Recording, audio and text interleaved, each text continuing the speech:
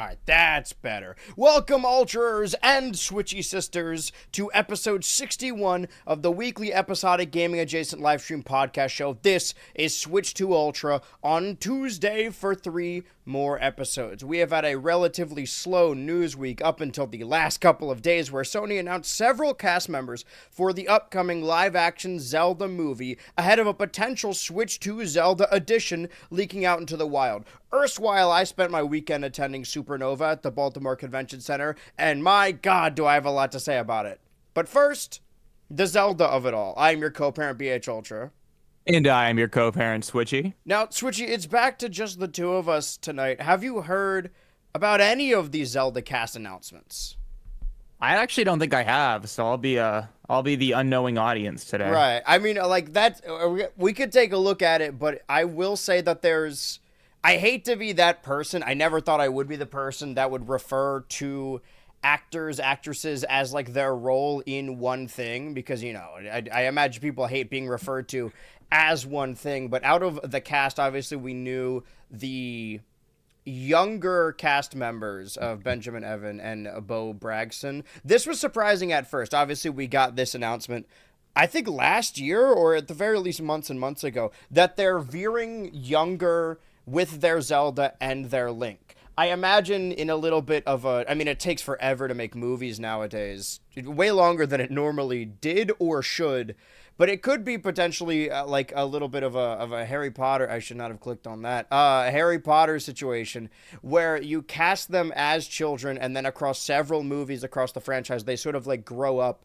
with the audience. However, in retrospect, looking at all this stuff, it seems that Nintendo's video game slate is incredibly swayed by whatever they're doing in the entertainment sector. As we know, we saw the box art of, I almost said Super Princess Peach, of Princess Peach's Showtime change to her illumination design on the cover. We know that the Donkey Kong redesign started with the Mario movie, and we know that they immediately greenlit a Star Fox game after making the decision to put Star Fox, and of course by extension to a certain degree the Star Fox crew, in the new Mario Galaxy movie. It seems like they are now a movie company first, an entertainment company, and a video game company second or third, depending on how lucrative their theme parks are. So in retrospect, this movie clearly just being a retelling of Ocarina of Time coincides with the new announcement, or rather the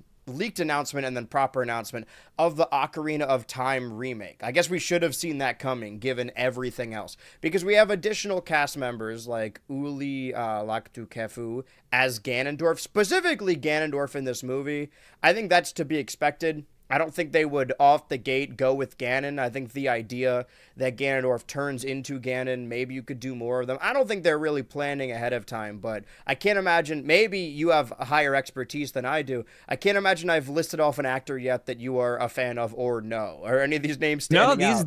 These are pretty unknown names, and I think that is kind of a decision with some distinction because, like, I don't know. I mean, okay, so what is Uli been in? He's been in he played as a young Dwayne "The Rock" Johnson.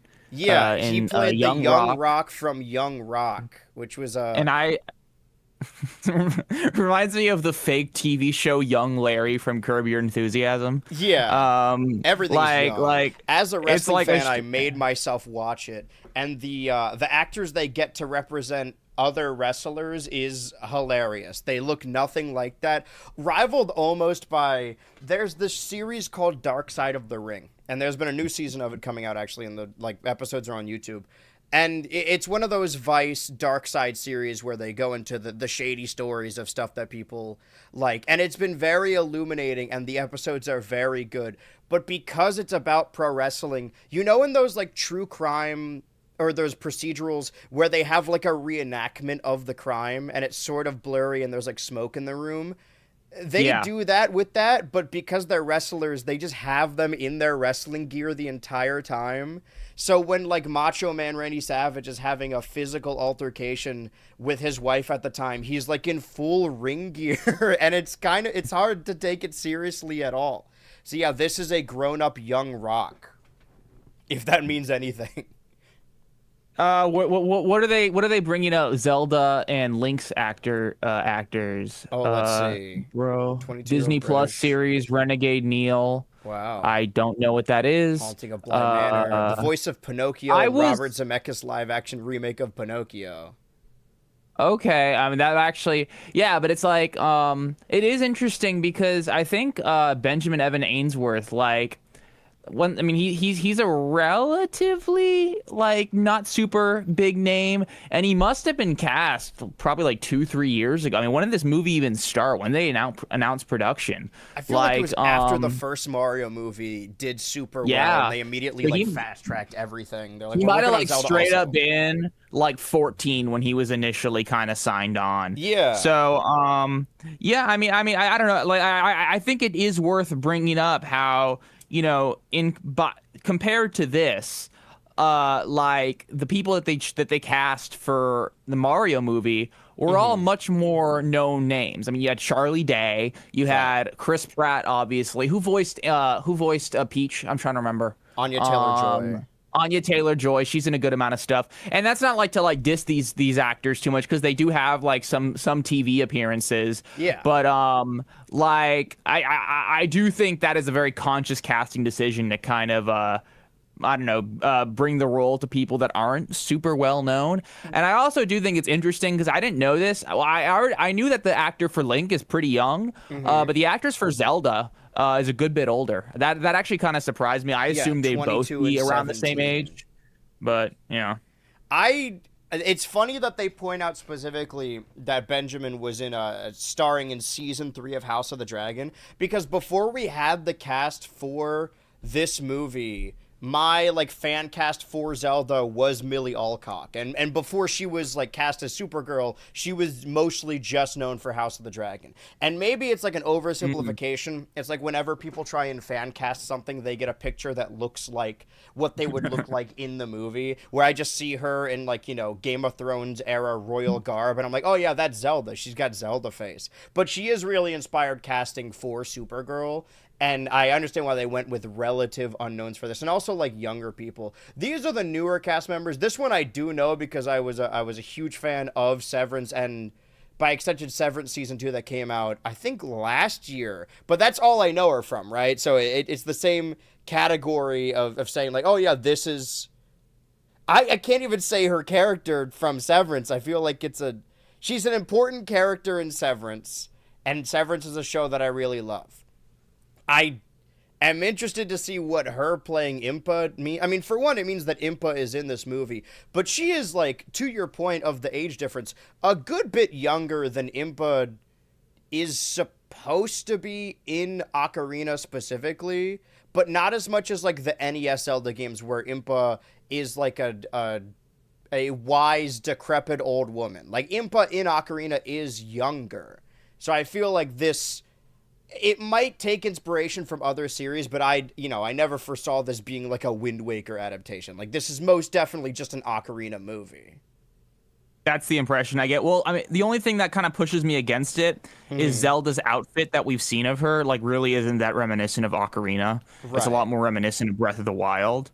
But that's like kind of I the only imagine thing the that's like really shouting out to me. proceedings of the story will be Ocarina, but they'll do the relationship aspects of Breath of the Wild and maybe Skyward Sword to a certain degree, because people always big up the narrative of Sorry, you cut Ocarina. out. What were you saying? Oh, I mean, like I think that the relationship aspects of the movie will take more from Breath of the Wild and Skyward Sword, because Zelda and Link don't actually interact that much in the story of Ocarina. Like they interact when they're kids, when they meet, and then they They don't. grow up, Yeah. and then he rescues her.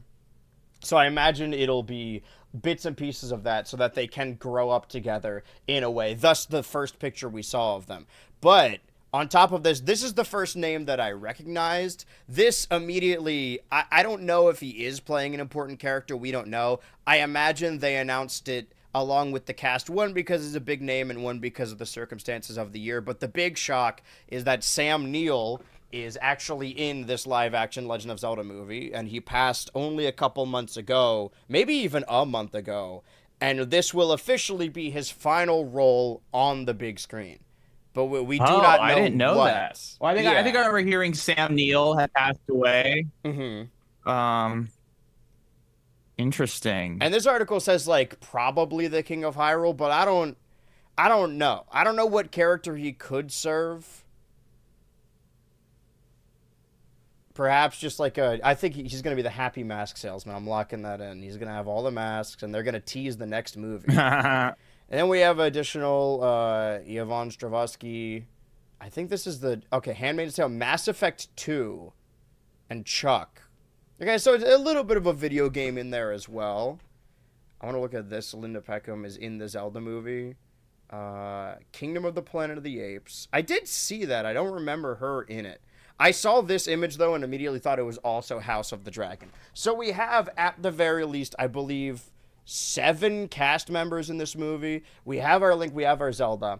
It's interesting that everyone else is just referred to as in the movie because this came from a Sony announcement. But Impa and Ganondorf are named and cast. I don't think this changes a whole lot about what I initially thought about it, being an Ocarina movie.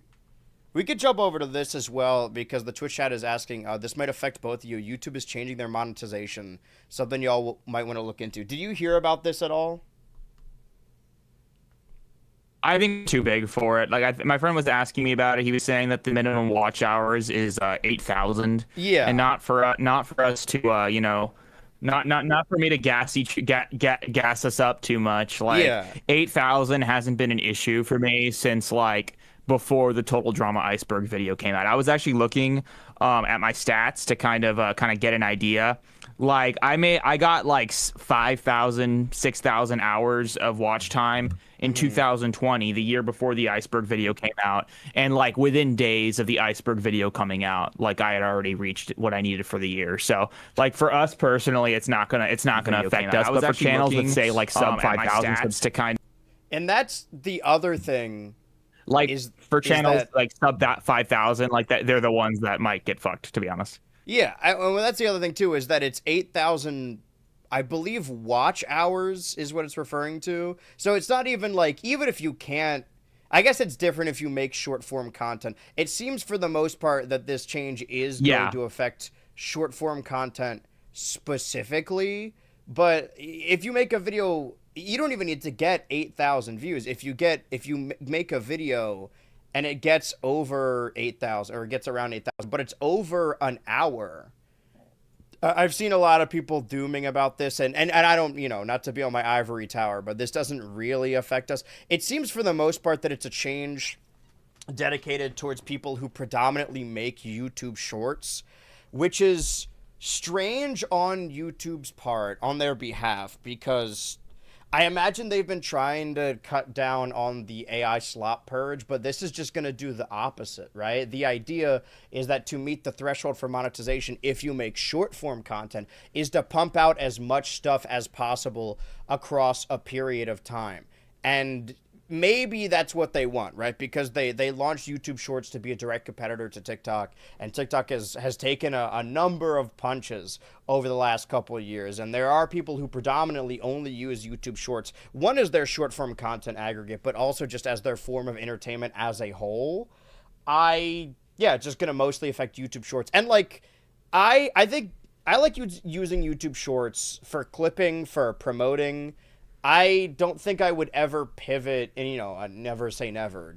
When the money runs cold and the stove from the fire starts burning out, you never know what's going to happen when the chips are down. But I don't see myself ever like pivoting to making exclusively shorts content, and I think it's primarily going to affect those people. But I don't think it's going to affect them a whole lot. I think it's going to be harder to get monetization in the future, but I don't think it's actually going to affect anyone who's already monetized.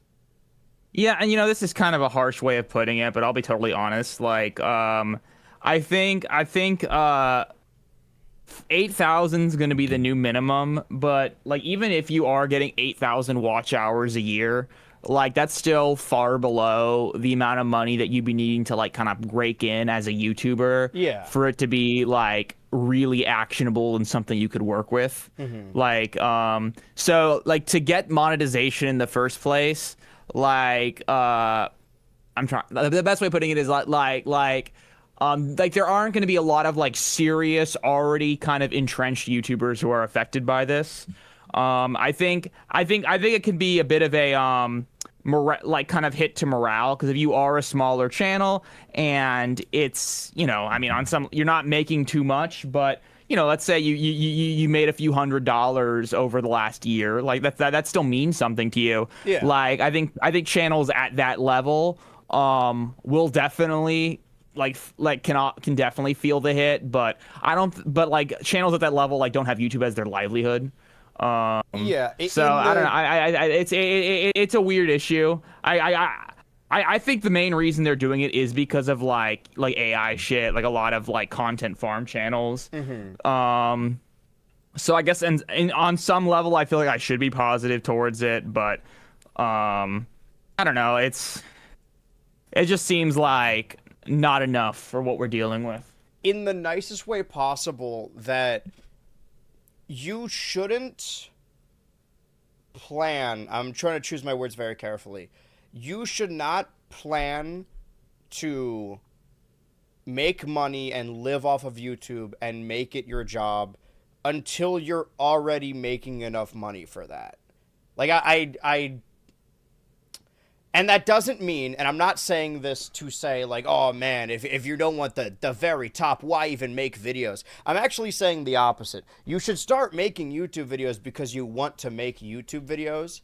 And I get that perspective gets a little skewed when it does become your primary source of income, like it sort of has for me, where I do my best to not let that get in the way, to not let it cloud my judgment for anything, to not ever upend the videos or chase trends or whatever solely to like get food in my mouth or something like that.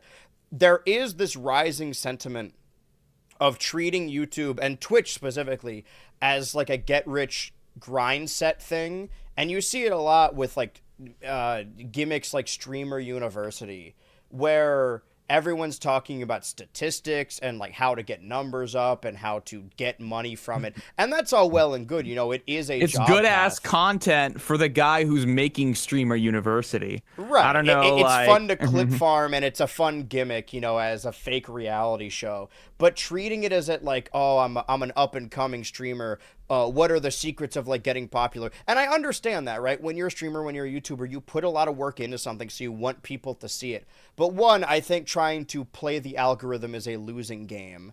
And two, you should at least enjoy doing those things, right? Like it seems, and I haven't watched the streams, I've only been rage baited via clips, and maybe that's the idea. It seems like a lot of these streamers that attend Streamers University don't even really like streaming. They like being popular.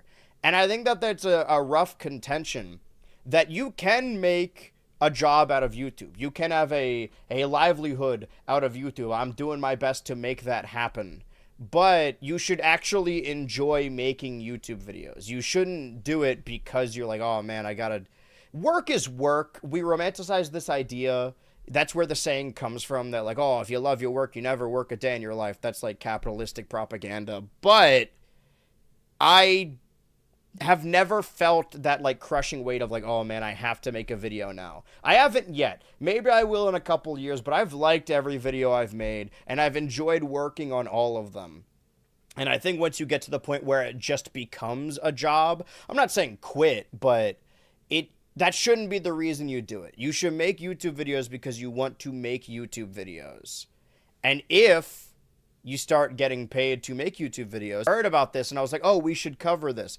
And I don't think that there's any AI at play here. Everything seems to be in order. It's blurry enough where the text still reads, but it's clearly taken by someone's phone. These seem to be boxes of a special Switch 2 edition to tie into The Legend of Zelda Ocarina of Time remake. They're using the logo that just says The Legend of Zelda. Could you imagine if the Ocarina of Time remake was just called The Legend of Zelda? Like how the Star Fox 64 remake is just called Star Fox.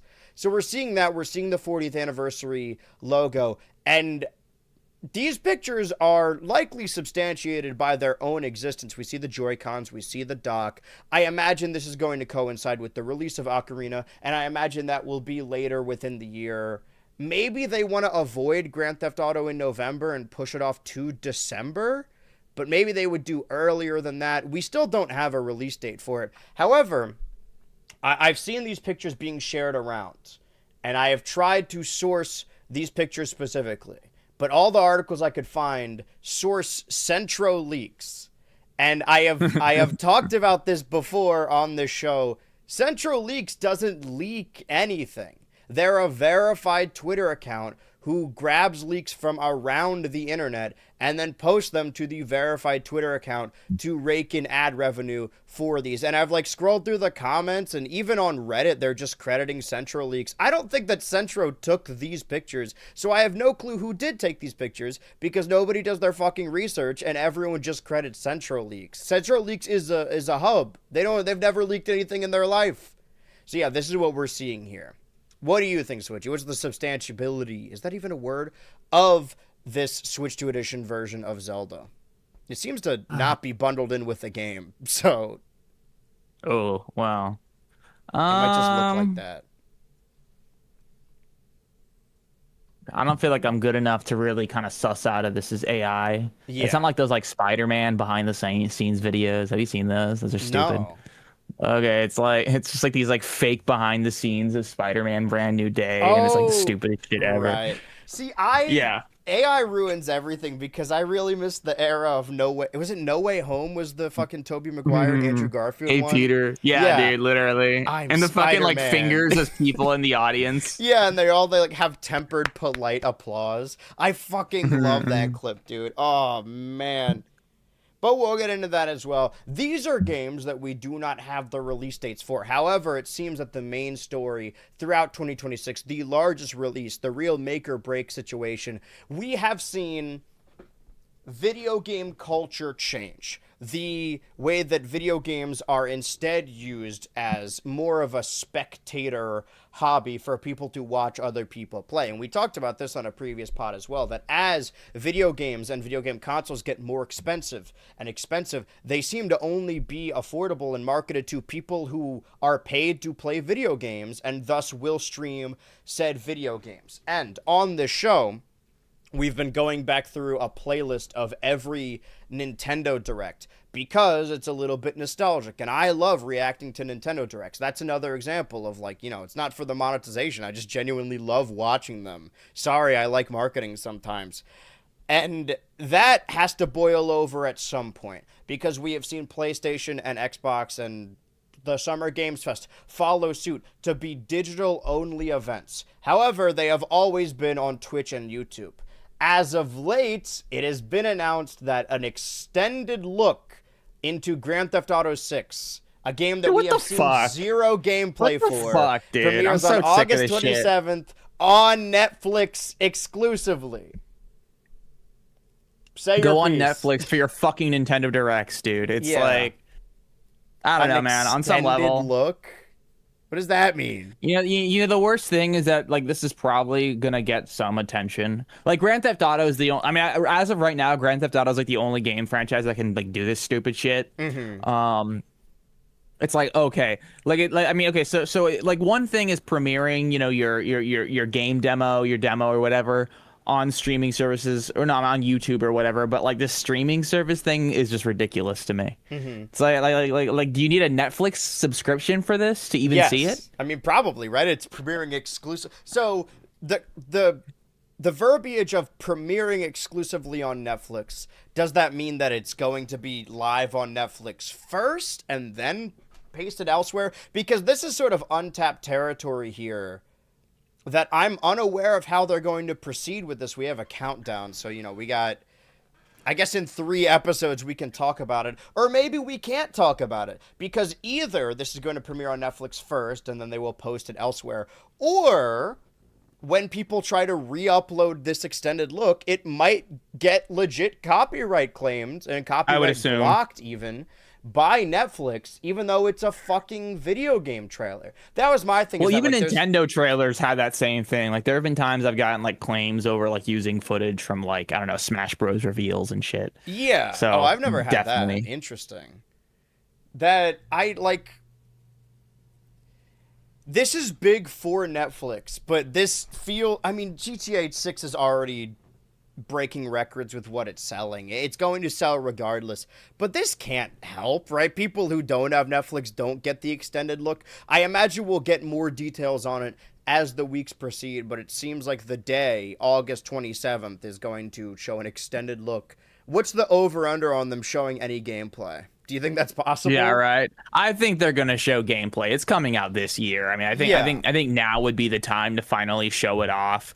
But still, this is like, I don't know. This As is just of sluggish and August annoying. 27th, it will come out 3 months from then, and we have not seen any gameplay footage. Except for that one leak, I think. But that was from 2022. And I remember that leaked out and people were like, oh man, this game looks like shit, it's gonna suck, and it's like a pre-alpha build. Yeah. So yeah, who knows what it's actually gonna look like? Because I forgot it was that long ago. That's crazy. I would have guessed like 2023. Yeah, well, I think they announced it officially in 23, or maybe they announced it officially directly after the leak. But it's entirely possible that the leaked version was just a really early build that people got their hands on. But I get the feeling that the version of the game we're going to see, the finished product, if it is a finished product, really only began proper development in the 20s. Because the idea is that, it's been over a decade since Grand Theft Auto 5, but I don't think they've been working on Grand Theft Auto 6 the entire time. At the earliest, starting development after Red Dead is complete. But even that's like 2018. I don't suspect that's the case. But that's something interesting to tie in with the Zelda movie as well, that it seems everything takes so goddamn long to make now. The gap between video games. When I did the trailer, the teaser for the second video in the Smash Ultimate speculation saga on my channel, it was kind of novel and interesting, like, oh man, this is the longest time between Super Smash Brothers games. That's a little interesting. But now we're also in the longest time between 3D Mario games, and as of November, we will enter the longest time between Pokemon generations, as games take longer and longer, and even movies, to the point of the casting of the younger Zelda cast. I don't know if you've seen any of the second season of Avatar or Netflix's Avatar: The Last Airbender. I'm not watching that bullshit. I haven't watched it either, but the cast is like visibly way older, like almost looking 5 years older, even though it hasn't even been that long. And it's just book 2. Like, they all look like they're in their 20s. The guy who plays Aang looks like he could rock a full beard. And like what happens? Wasn't it with only book 2 3 years? Then? Like, yeah, I could have sworn. Yeah, wow. He's grown from a child to a teenager, and I know that happens fast, obviously.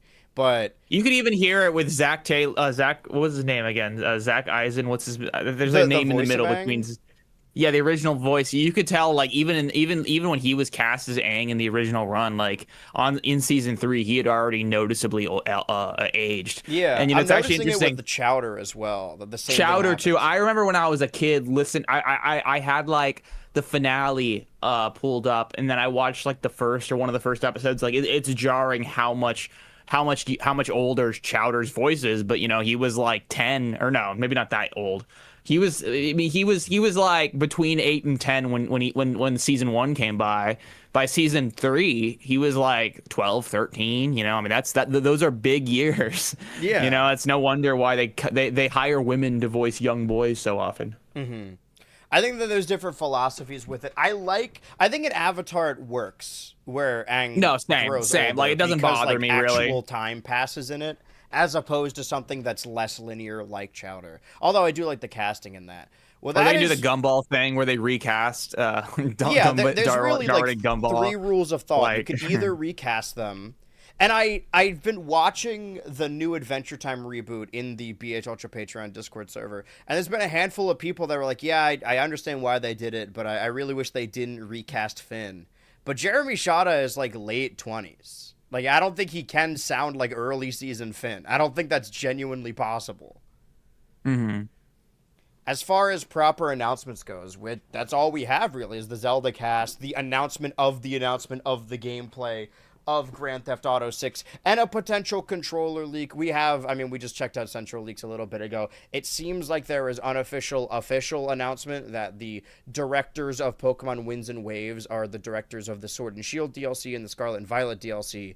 They have never directed a game, but I always love to see companies like that shifting in a new and younger direction. Granted, younger here is like 30 and 40. Smash Bros, Super Smash Bros, specifically Ultimate, at length, at end, and the series as a whole encompasses different eras of my life, and I imagine it's the same for you, where I played Brawl for the first time late 2008, early 2009, so I was in like first or second grade. And then when Smash 4 came out, I was entering middle school. And then by the time Smash Ultimate came out, I was graduating high school. So this, like, my adult life has been encompassed by Smash Ultimate, and it's been multiple years. That's another example. Like, I think there's a very real possibility we could get a new 3D Mario next year, but I don't see that same case for a new Smash Bros. I think the earliest maybe we could get a new Smash Bros. In, like, December of 2028 for two reasons. One, December of 2028 marks 10 years since Smash Ultimate. And two, it will mark the longest time into a console generation without a new Smash Bros. Game. Like, even longer than 64 was without Smash 64. And that was released pretty late into the N64's lifespan. But I have, throughout high school, throughout senior year, spent a lot of time playing Smash Ultimate specifically with a group of friends I made in high school. And I invited them all down to attend Supernova, which was formerly known as Super Smash Con, but was renamed, I think maybe preemptively. I don't think Nintendo actually threatened to sue them. I just think that, you know, they're Nintendo, so everyone assumed that they would threaten to sue them. So they changed They changed the name ahead of time. And it's only been called Supernova the last couple years. But they used to hold it in Chantilly, Virginia, which is like a drive, but not a short drive. And apparently I talked to someone in line while I was there. The venue from the previous years was just like converted into an IKEA. It's like the new version of Spirit Halloween. It's spreading. So I hope that they host it where they hosted it this year in the Baltimore Convention Center, because it's like, it's a 20 minutes from my house. I can drive there. However, I will say the only thing against the convention, and I want them to keep holding it at that convention center, is that the parking situation was abysmal, and the parking garage cost like $40 to park in for elongated periods of time. So it was legitimately just cheaper to buy an Uber there and back each day, because Uber's like $20 each time, into the city specifically. And also, you know, I think Smash fans, the Smash community, gets a really bad rap. And on one hand, I love Smash Bros. And I love the community and I love being a part of it. On the other hand, I'm not going to say that the bad rap is undeserved, because they keep doing shit that keeps getting them on people's bad sides. And I'm not trying to sound performative or anything, but I walked into the convention center with my phone, my wallet, a handy cam, and a stick of deodorant. And I had to take them out of my pocket so the security could do the little scan. And I was holding my deodorant out, and the dude's like, "Oh, you got to give that to some people here." So listen, sometimes the joke presents itself, but there's a little bit of, I guess, a tentativeness. What I heard, I was super excited and ecstatic when it was announced for the Baltimore Convention Center, but a bunch of Smash Bros. Players that have only ever been to Virginia or California, you know, big areas, were petrified at the concept of ever stepping foot in Baltimore, because, you know, if you watch exclusively The Wire, it is a completely crime overridden location. And, you know, this isn't exclusive to us. This is every single city. People say it about New York. People say it about fucking, like, Portland and Atlanta. Like, any city, any urban environment is going to be like, isn't there a lot of crime there? Isn't it dangerous? So I took that a little personally, but also there were, I think, 2,000 in attendance. I believe that was the number, which is down from the previous year. And a lot of people have speculated as to why that was the case. Some have said because this Supernova, Super Major, and I've talked about this in the Smash Bros. Videos before, that the differentiation between a major and a super major is really stupid and arbitrary, where a super major is sort of decided posthumously, where it is only a super major if a number of top players attend the event, which seems like a really weird way to go about it. So if like a specific top player doesn't attend, or if enough top players don't attend, then it's just a major and not a super major. But, which is stupid, but we had a number of top players attending, so it did count as a super major. And the purpose of that is this is the first super major to implement a specific new rule, an inventive rule. So in competitive Super Smash Brothers, there is a list of stages that you can pick from, that obviously an eligibility list that you were allowed to play on, and whoever loses the match gets to pick the next stage, and there are some stages that are exclusively counter picks. This tournament, this super major, implemented a new rule where if you play Steve, you cannot ban specific stages, and people found that very upsetting because we both know, listen, we're not as attuned to competitive Smash, but like Steve he's not like Bayonetta or Meta Knight levels, but he's getting there, right? Like the top echelon is dominated by Steve, and if you're not going to outright ban him, you need to do something. And a lot of Japanese players, competitive Japanese players who only play Steve, said that they wouldn't go because of this rule. And because of the low attendance this year, which wasn't even low attendance, just lower attendance, a lot of people online were certain that it was because of this new rule, because they implemented this evil Steve stage ban list, that the convention was going to falter and not be popular enough. There's two things here. One thing, last year at Supernova, I didn't know this until I talked to someone at the venue. That's the thing about going to a convention and not caring about like meeting internet celebrities or competitive players and not really having any money. It's just talking to strangers. Apparently last year, Ludwig, the streamer, the Twitch streamer, offered to fly out a bunch of Melee players for free. So he already like paid for a bunch of people's attendances, and then not going to get into drama, but he enabled his alcoholic friend who was a professional Melee player, and then pulled away from the Melee scene and said I guess wanted no involvement in the scene moving forward from like a PR standpoint. So there's that. But also, this is the weekend, and it's been perpetually happening over the last couple of years. And it's because we are now 8 years into Super Smash Bros. Ultimate. I prefer to play Super Smash Bros. Ultimate. That is I think, the best Smash game. That is my game of choice. But from a spectator standpoint, the big deal is Melee. And I thought that the last couple of years that I've enjoyed Melee from a spectator standpoint far more than Ultimate. And Ultimate is showing its age a little bit, and I will get into that. But I think that this weekend specifically is when to the point where the final night on Sunday, I had to host a watch party in the BHultra Patreon Discord server, but I was like, no, I'm going to stay the whole time. I'm going to stay until 11:30. But Melee Grand Finals ended at 6, and then the rest was Ultimate, and I kind of just didn't even want to watch Ultimate. Like, I didn't care that much. The most interesting stuff is happening to Melee, and I'll get into that in a little bit. But for the most part, the argument that because of a specific Ultimate stage ban list that people would pull out and not attend kind of doesn't factor in the fact that like a lot of people are only there to watch Melee. A lot of the most popular top players only play Melee, and a lot of the ones who moved away from Melee didn't move towards Ultimate or Smash 4 or Brawl or 64. They moved towards Rivals of Aether 2. And I don't know if you know anything about Rivals of Aether 2, but it's sort of like the esports Smash Bros. Nintendo is never going to support competitive Smash Bros. So Off-Brand Games, which was, I believe, Ludwig's company, put a bunch of money behind Rivals of Aether 2 to create and I hazard to even call it a Smash Bros. Clone because it does have its own meta, create a platform fighter that they would be allowed to play at EVO and have an actual like prize pool. Because I'm pretty sure the prize pool for all of the events this weekend was partially funded by the convention center, but mostly funded by the fact that you have to pay to enter into the tournament. You only have to pay $15, but still.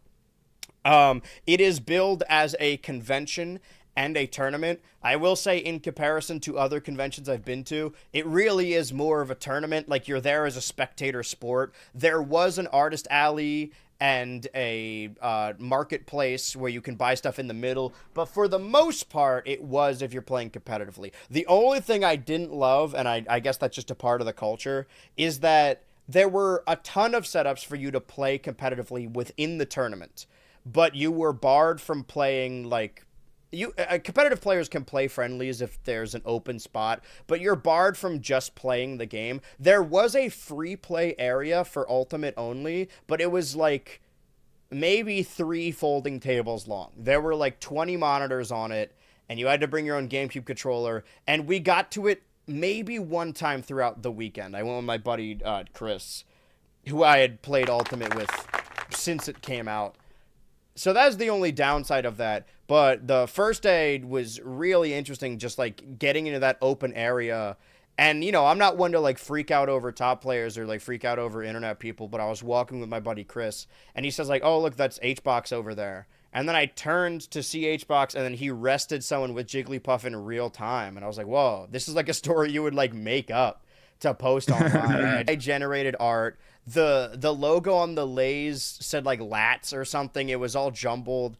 And there was this one place, and I'm just going to name it exactly because I think it's a local place, called Abby's Barbecue, that the entire menu was AI, and it barely even looked like food. It made me not want to get any of their food. It looked unappetizing. Like it didn't, of course it didn't look real. It didn't look like anything. And it seems like a lot of the marketplace stuff as well. I got a real fetish for CRTs, so seeing a lot of those setups were really fun.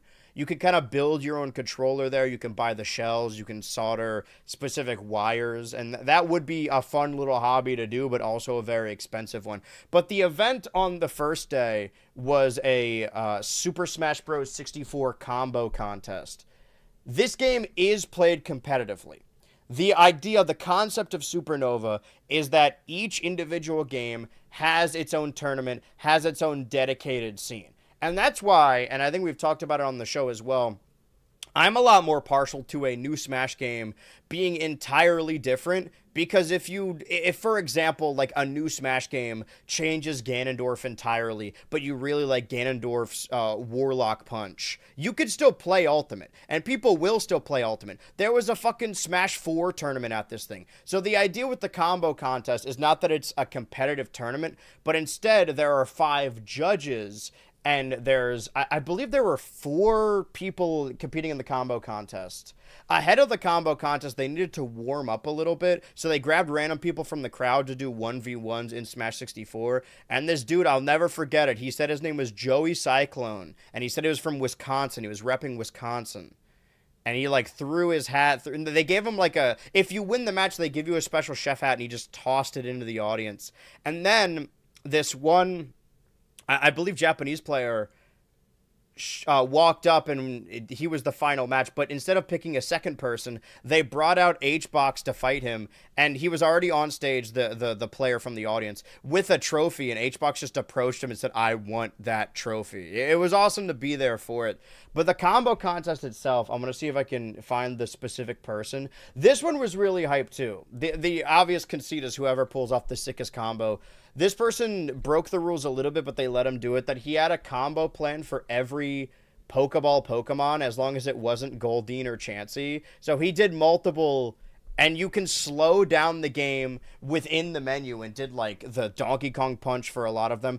But the big 2 who were doing multiple combos was, I believe, is this Hunter or is the next one Hunter? Yeah, this is Hunter, I believe. And I don't know if you've ever been to like a convention for the first time where there's already like a deep culture for that thing and you need to relearn all of the gags for it, relearn the shared lore. But everyone was chanting feet at this guy. And the front row, you could kind of see it out of the corner of your eye, were dressed like giant feet and also had their bared feet out. That's because his combo last year, he used his feet to control the N64 controllers to do his combo. I will say, that's kind of awesome. Yeah, it's such an infectious energy being there. There is a combo later where he uses the N64 fishing rod controller, but you can't really see it on stream, so it was a little disappointing. If this is the successful combo, I didn't even know you could do this. I didn't know you could shine. Okay, that's not it, but it is trying to get to that moment. I didn't know that you could projectile shine, or rather shine. Yeah, you could see the feet people right here. That's exactly what I'm talking about. I didn't know that you could. Okay, this isn't the one where it shines upward, but it was a tournament. It was a bracket style, and then not to spoil anyone that hasn't watched the combo contest, the Japanese player Prince that showed up was doing insane stuff in this game. I didn't even think was possible. These combos pulling out like this, everyone was popping off. Apparently, what I had heard is that the feet guy at the previous Supernova, because they hold like award ceremonies there, called out this player because they're the only two that had won a previous combo contest and wanted to go head to head. And they both got perfect scores in the finals, so they had to pull out an extra bonus combo that they had not planned so they could go to sudden death, which had never happened before. So that was day 2. Day 1, I had bought a number of stickers from this one sticker vendor because it was $3 for, or maybe it was $5 for 3 stickers. And I got Incineroar, Pac-Man, and Banjo because those are the characters I like to play in Ultimate.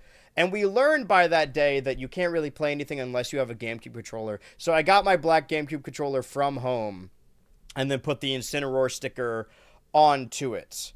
The main thing there, you can kind of see it here, was the Stango challenge. Stango is a top-ranked Rivals of Aether 2 player, and the idea is that you would win an exclusive Rivals of Aether 2 skin if you beat Stango. And to spoil this as well, there was a line of people like lined up, ready to fight Stango. You can see my bald-ass head right there.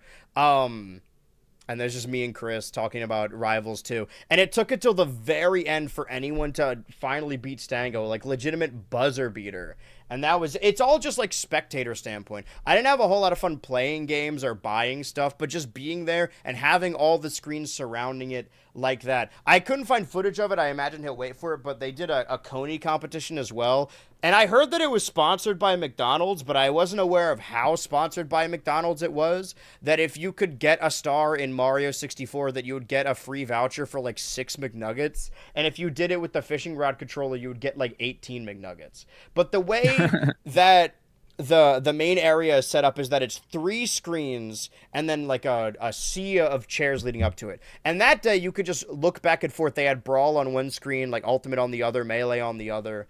And when it got to like top 8 finals on the final day, it was all consolidated to the main middle screen. But I understand the process of like, now if I want to watch these things competitively, because I have attempted to watch Super Majors at home and I just couldn't get into it. But now that I've been falling more and more out of pro wrestling, this might just take the replacement for it. Now I know the optimal way to watch competitive Smash Bros is to have 3 screens open at once.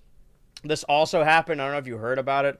I kind of saw it happen, but I was far away. This is the second time this has happened, and this guy, that HBox in the mid, and this was the venue. No, these weren't streamed, but this was just the individual setups where he popped off so hard he just passed out. This is not the first time he's done this. He's done this multiple times.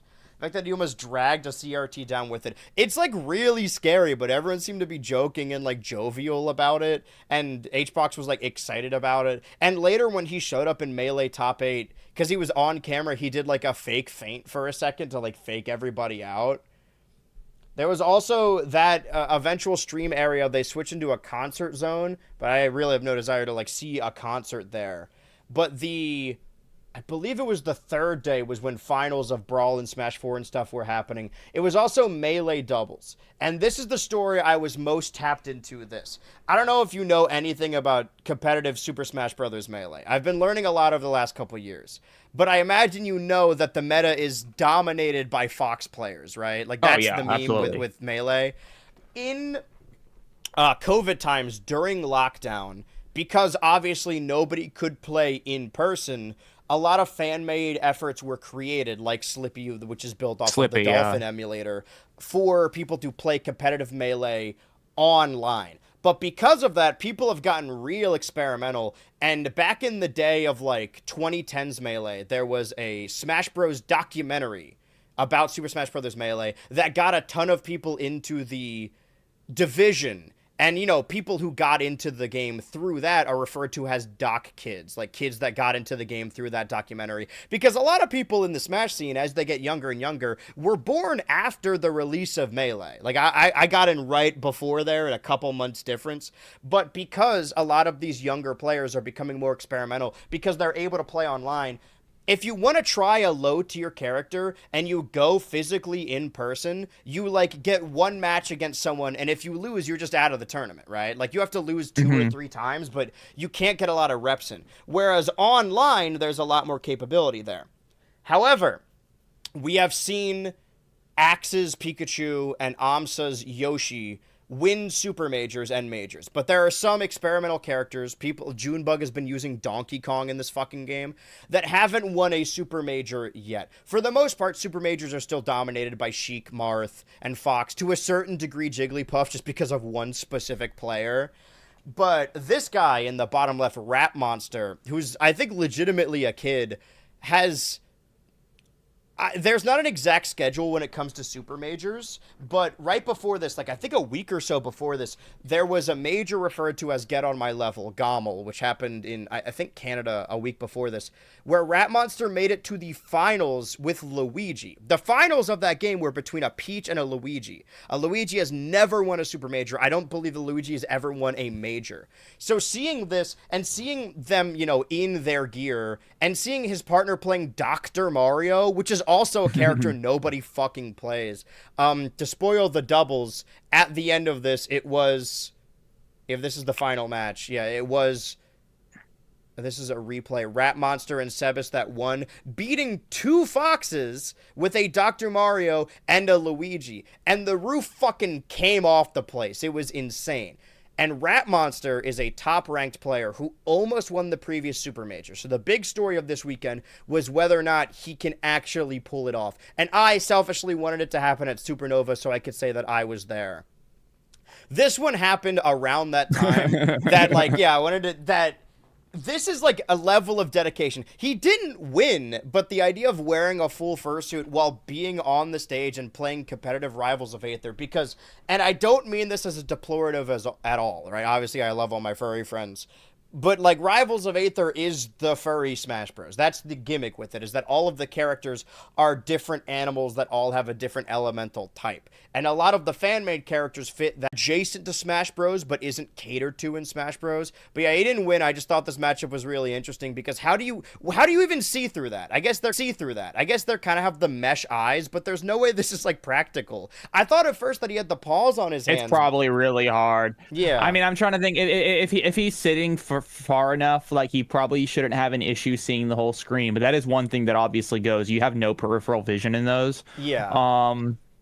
Also, I don't know, I mean, I feel like I don't know, for example, I feel like there's like a lot of things that could go wrong, slightly wrong, that are just kind of harder to deal with in the first year. Like if you lose your grip on the controller, like it's a little bit harder to kind of like, I don't know, get it back where it should be. It does have bare hands out, which helps. You do have your bare hands, and to be honest, I mean, if you're playing this game competitively, like you kind of know your way around. You don't have to like center yourself that often. This actually wasn't a 3-0. It was like close. I didn't know that it was close. Yeah, so like he almost won.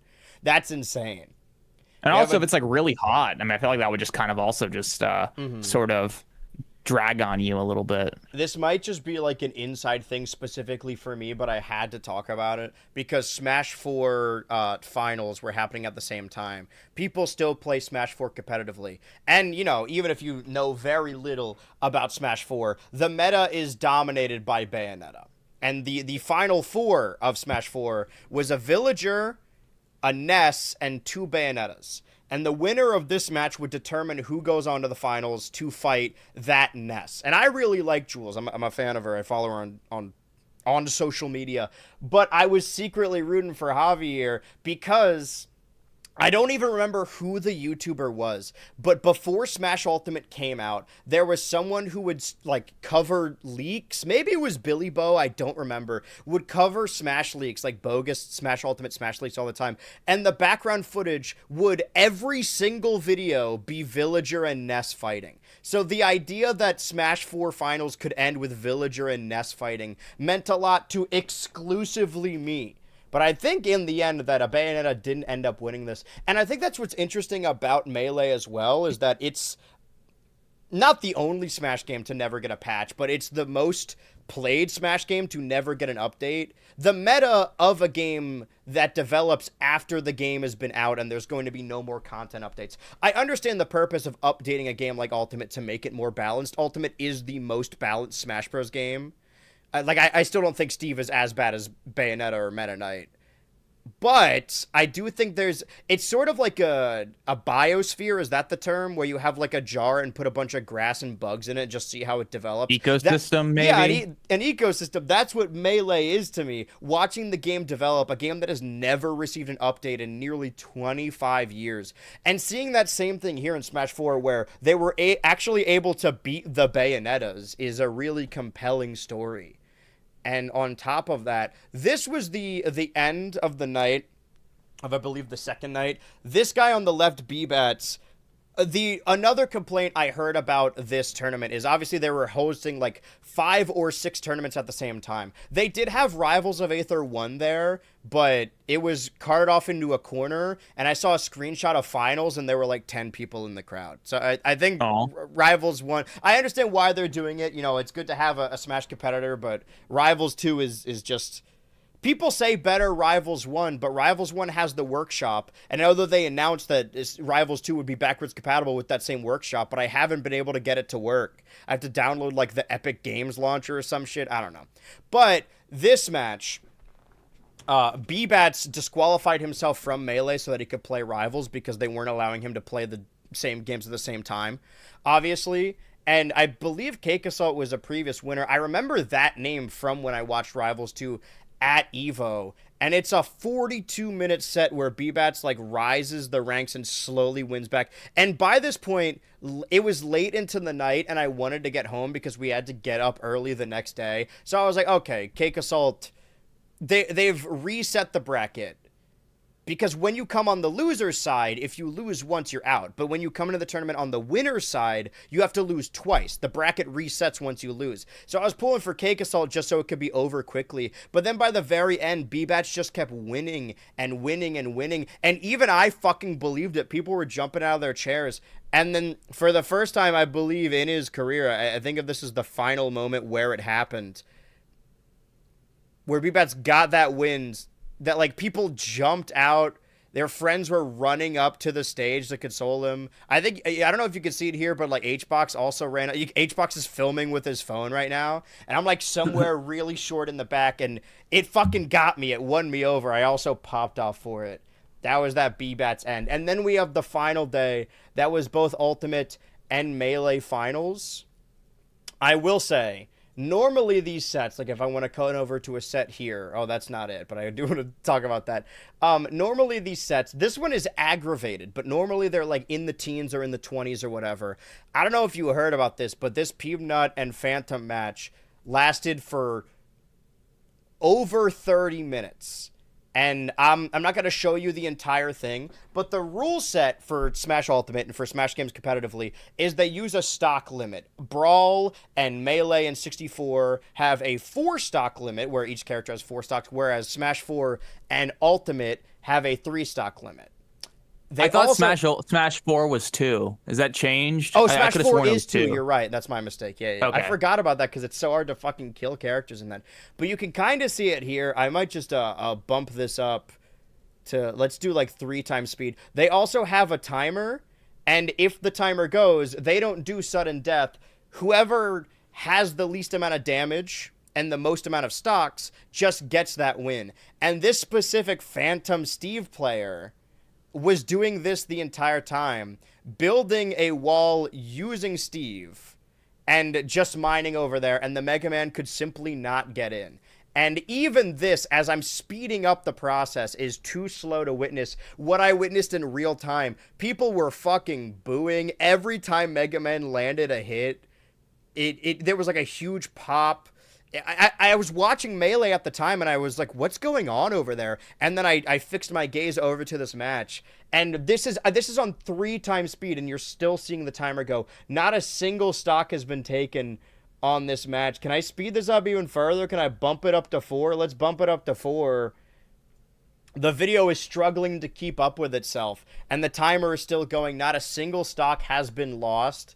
They're doing their best. Steve is just completely blocking out this Mega Man, and then we get down to the 2 minute mark. Even this, like I feel like I'm stalling to talk because I'm waiting for it to happen. I got to show you here. People started counting down when it got down to seconds. They were like counting down from 50, and then it got 5, 4, 3, 2, 1. Not a single stock was lost in that matchup.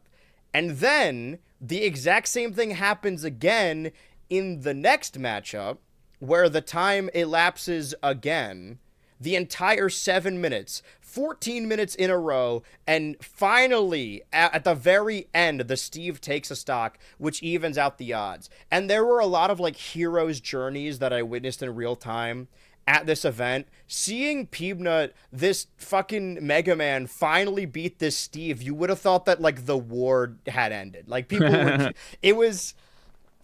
I do think that Smash players... And you saw it with HBox a lot, like in the 2010s, get a lot of shit outside of the game. I don't think there's anything wrong with playing a heel persona. I think that you lean into it a little bit, but like you gotta boo this person, right? Like this is, it's not unsportsmanlike, but like it is. I'm saying from a narrative standpoint, I'm totally from okay a narrative with people booing this standpoint, person. Don't be a dick to them outside of the game, but like okay, yeah, then I'd agree because I feel like on some level, I mean. I know part of me wants to say like, okay, this shit's fair game, you know, right. But like, I don't know. I mean, it's. I mean, you're there to win. I understand that. Like that's totally it's like fair. you're there to win, and like fundamentally, I feel like the game's not the same if there's this kind of I mean, I guess there have been some moves. I know how in like Melee, wobbling's banned now. Yeah. So I mean, maybe there are actions that can be taken, but I don't know. Like I'll never. I don't think I could ever really just like full on hate the Steve player here because they're playing within the parameters of the game, And I feel, and frankly, I think it reflects more on the game than it does the player because it's just like. Yeah, you guys made this stupid ass character. Like, in retrospect, the fact that people thought that like it was going to have low attendance because they tried to implement a rule to nerf Steve, and then this still happens anyway. Because this stage is apparently really bad for Steve and really good for Mega Man. But and yet it still happens. So I guess they're on the defensive. But I will say that like the gimmick of Supernova specifically is that it is all of the Smash Bros. Games. Outside of Supernova, you're not going to see a tournament of Smash for Wii U, right? People just don't play that game anymore, obviously. But the fun is like, seeing how it develops. And I remember a little bit before Smash Ultimate came out, I think it was already announced, but before we heard anything about it, there was a moment, maybe at EVO, where the two finalists were both Bayonetta, and because they had been treated so poorly by the community, they just sat there and held the B button. Like, the game was, I don't want to say it was killed, because people are still playing it, and the appeal of a game like Melee is that there is no patch and the meta just develops over time. People thought that Melee was a broken game because of Fox for a long time. I'm sure there's a meta to get around it, but I remember that moment of like when Bayonetta fully took over the game that people were like, this is the death wail of Smash 4. We really need a new game. And I love Smash Ultimate, but we're feeling the final moments of Smash Ultimate. Like people are already trying to get around Steve. I don't think that Ultimate and Melee are always going to be the big games that people play, but I don't foresee people continuing to play Ultimate when there's a new game. That's the idea with competitive Smash, is that people will play whatever the newest game is, and then also Melee. And I think that's going to continue. I don't think we get a new Smash game until like 2028, but Ultimate is really feeling its age right now. Not to say that there isn't bullshit in Melee, because there is bullshit in Melee.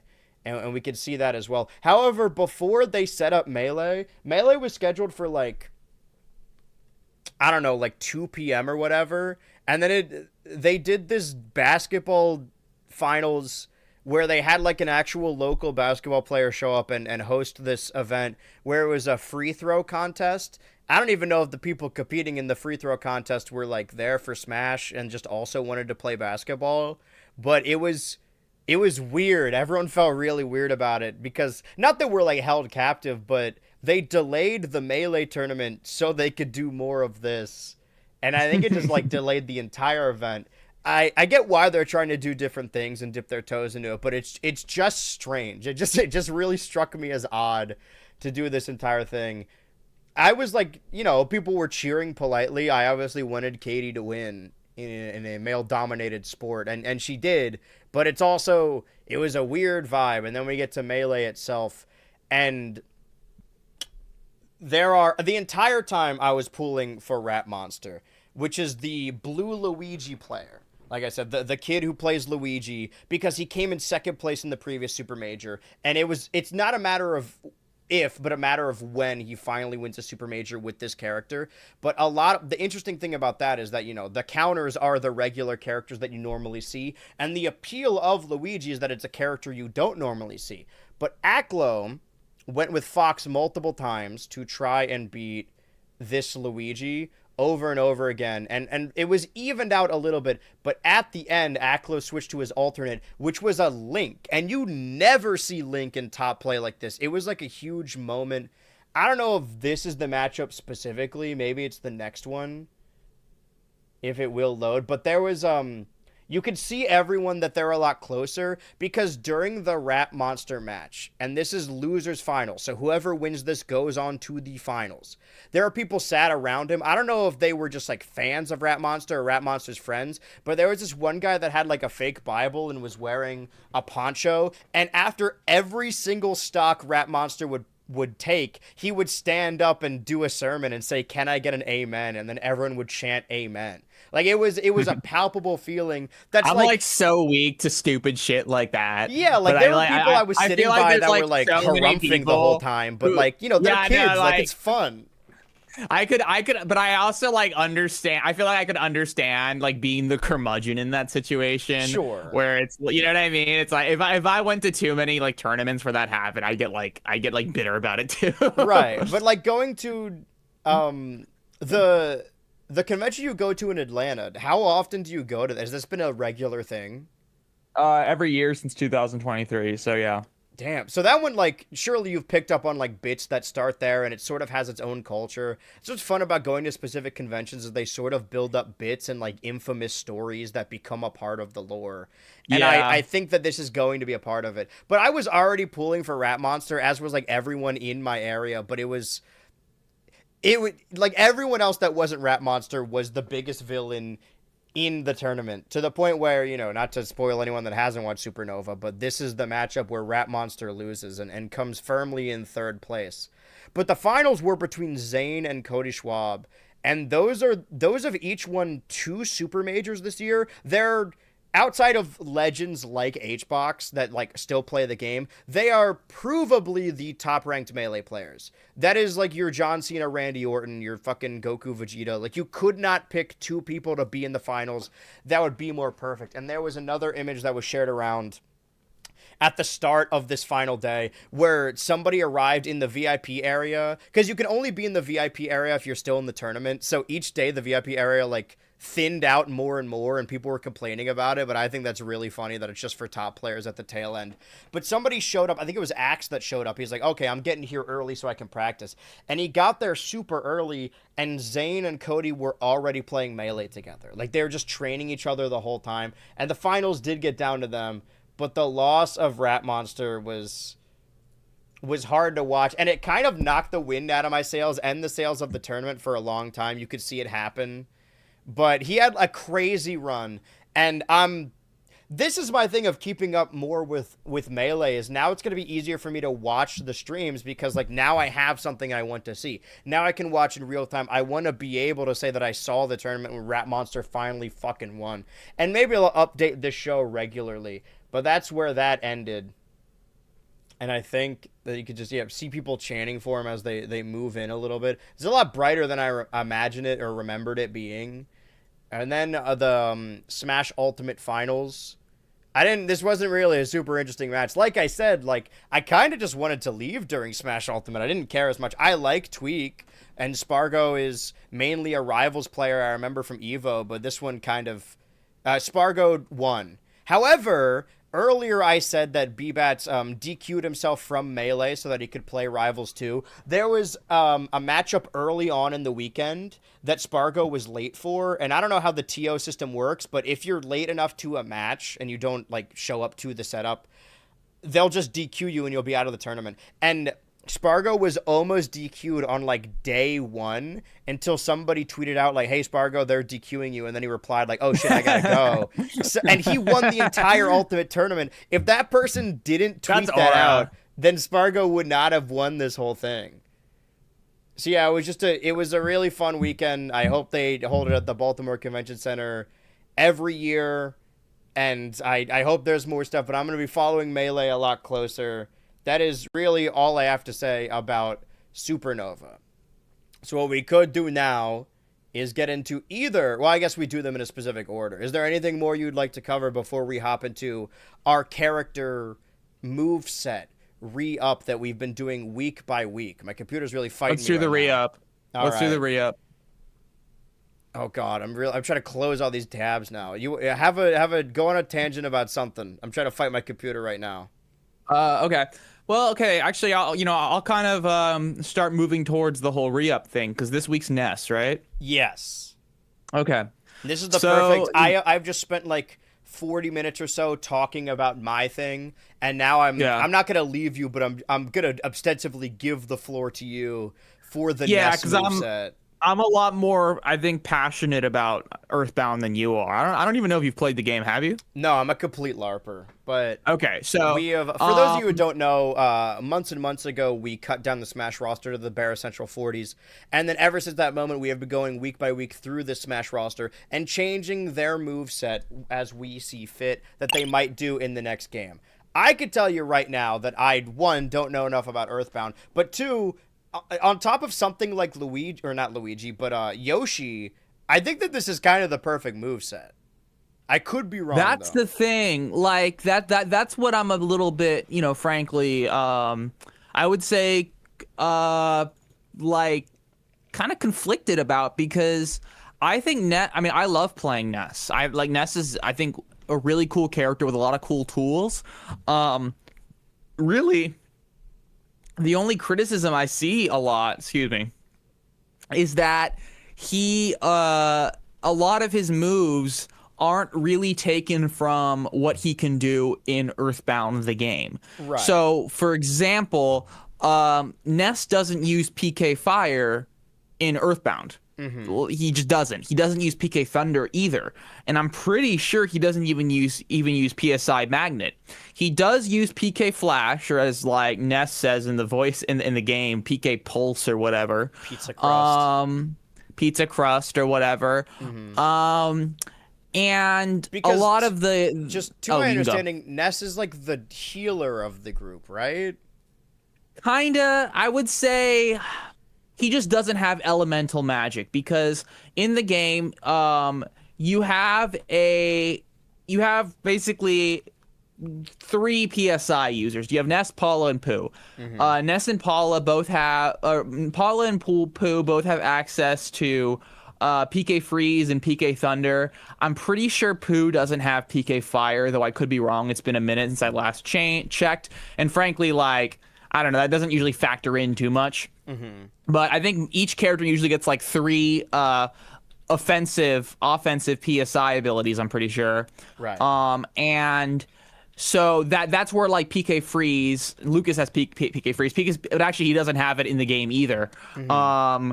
But there's PK Freeze, there's PK Fire, there's PK Thunder, and Pooh actually does have PK Starstorm, but he's the only character who gets PK Starstorm.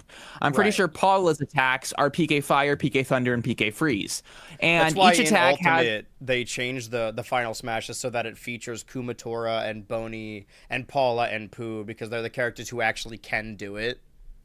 Yeah, that might actually be the reason they kind of thought. I never really thought about it that much. I assumed it might have just been because, let's just throw in the buddies for this, because I don't know, they seem to like doing that, because I think it's a pretty easy way to kind of, get please fans, because, everyone likes kind of seeing their favorite characters show up.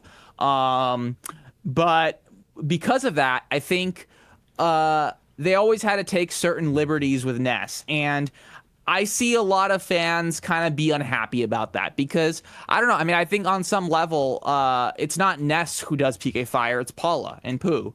Um, and because of that, it's easy to I think it's an easy thing to poke at. But, in my opinion, I think they do give Ness those abilities for a reason. And it's because it makes his moveset a little bit more memorable, a little bit more iconic than, say, if it was all PK Rockin'. And PK Rockin' is Ness's, like, only real damage-dealing PSI attack in the game. And it's basically, like, just energy. I mean, there's not really much of an elemental basis to it. It's just, you use PK Rockin'. There's 5 levels of it. So each level is a little bit like stronger and has like more flashing lights and shit. Actually fine with that, but I kind of wanted to think about some alternatives. One of the big things is that although Ness doesn't have much damage dealing PSI, he also does have hypnosis and paralysis. And that's kind of leading me into what I think might be a good move is in some ways maybe a rebranding of certain abilities of his.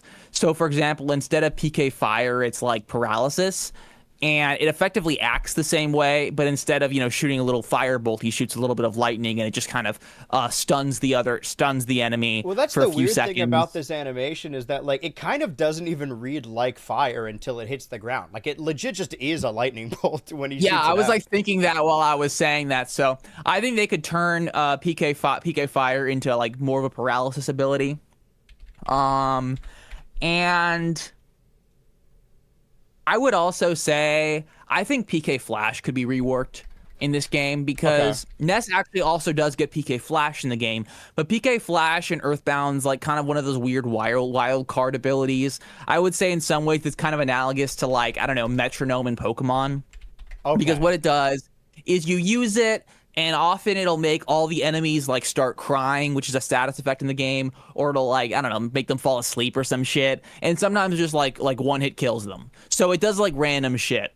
And I could honestly be fine with them maybe trying to work PK Flash in some way, because honestly PK Flash is never seriously used in like honest competitive play. I mean, I don't know, maybe like in some edge cases, but it's such a bulky kind of easy to dodge move that We're not appealing like, to that crowd anyway. Because that's yeah, like, I mean, if you I sort of said it earlier, but I do get pushback on occasion with this concept, but like especially with making them so different. And you don't want to remove the moves that make them classic. We're not rewriting the Falcon Punch, but if people feel very strongly about the way Ness controls in a previous game, they'll probably just play that previous game. I think that the differences between Wii U and Ultimate are so slim is because you can't play Smash for Wii U on the Switch. You can play Ultimate on the Switch too. Yeah, trying to think. I honestly would be fine if they just kind of reimagine PK Flash a little bit to maybe something similar to like the Game & Watch Hammer, where it just has like a random effect. I would like that just for kind of flavor, to be honest, because honestly, I don't think PK Flash is like that important to Ness as a character. And I say this, Ness is my most played character in Smash Bros. Right. The only times I use PK Flash is if I'm with playing against someone, I'm kind of just like trolling them as an edge guard. Yeah. Because theoretically, like, it's easy to dodge, but if you're a character with limited mobility trying to recover, like potentially PK Flash can kind of fuck up your mojo a little bit. But honestly, PK Thunder is a lot easier to control and does it a little bit more, I think, efficiently. But PK Flash, like if you catch someone slipping, especially someone who doesn't know the game very well, you can just get like troll ass kills. Yeah, I will say, like, of the characters that my friends play, I hate playing against Ness and Lucas the most. I've tried to counter with like Incineroar, and I can kind of do it, but I remember being a teenager, that shit pissed me off. Yeah. So I mean, I would be chill if PK Flash kind of was changed a little bit to move more like Lucas's PK Freeze, where it's a lot more mobile, but it just does something silly. I don't think needs to be that important. Yeah. So the idea of the up special that he uses, what is it? Sorry, what's the up special? It's PK Thunder. PK Thunder. He uses it to blast himself upwards. Obviously, that's the gimmick of the character. He's sort of the only character with that recovery. and you Yeah, have to learn it. It's the most difficult recovery. I But would saw. there be I've something that's seen better? people. No, in my opinion, no. I've seen people argue they should give him teleport because in Earthbound there is teleportation, and actually that's how Ness enters the battlefield. I don't know if you've ever noticed, like when he enters the battlefield, he enters like completely covered in And he soot and gets soot and ash, spark. with his Yeah, yeah, hair yeah. all fucked up, like because that's what happens in Earthbound when you try and teleport.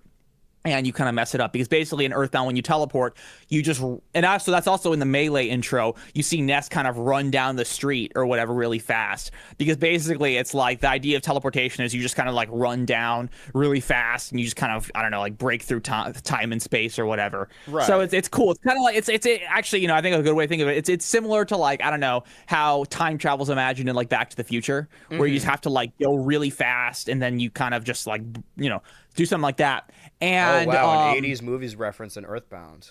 yeah, right, literally. Well, I was like thinking like, oh, exact like just it's like Back to the Future basically. Yeah. And like I heard people kind of recommend maybe like do something akin to that in Smash Bros. But like the only thing I saw people describe is just like Zelda's Final Smash. I mean, Zelda's up special or Mewtwo's up special, and maybe there would be because I can't really think of a way to kind of bring in like the teleportation without making it either just too similar to Zelda and Mewtwo or just making it really clunky. And honestly, I think PK Thunder is a good move. I think it's a fun move. I think it's an interesting kind of part of his kit because like PK Thunder's a really good move to use to kind of like enforce distance, and also recover. And also like when you blast yourself with PK Thunder, you can do hella damage. I like PK Thunder. I think it's a classic Smash Bros move with its how multifaceted it is. I don't really want to get rid of that. And to be honest, I can't think of like something that's more game lore accurate that works as PK Thunder.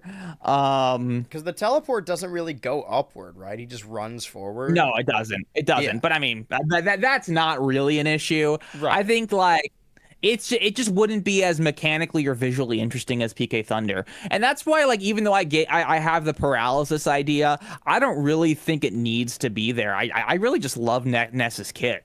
I love his aerials. I love his normal attacks. Though I did see one cool idea online. I don't remember where I saw it, or I saw it on like Reddit or some shit. Like for the dash attack, replacing it with like a baseball slide. Like occasionally baseball players when they're trying to hit the base, they'll kind of like slide a little bit. Yeah. Maybe doing something like that. Like there's like a couple maybe like shifts you can do there. But I don't know. I feel like all things considered, in terms of just like being like a solid Smash Bros. Character, Ness is a classic example. Just a really cool kit. Just like useful abilities. I love the fact that his smash attacks are the yo-yo. I feel like that's a fun inclusion of like his existing just the shit you can do in the game, because you can use a yo-yo in the game, although I've never really done it just because like it's a lot more. Trying to remember. I remember you can use slingshots in Earthbound as well, but they miss a lot. I'm trying to remember. I feel like yo-yos might have a similar thing. Yeah, because it seems just like, at least in the animations, and these are all changes that were basically made in Ultimate, that the regular smashes are the yo-yo and the bat, and the jab and the tilt are just like kicks and punches. But aside from the down throw, which uses PK Fire, everything else uses this pink circle, which I imagine just an amalgamation of PK or PSI energy.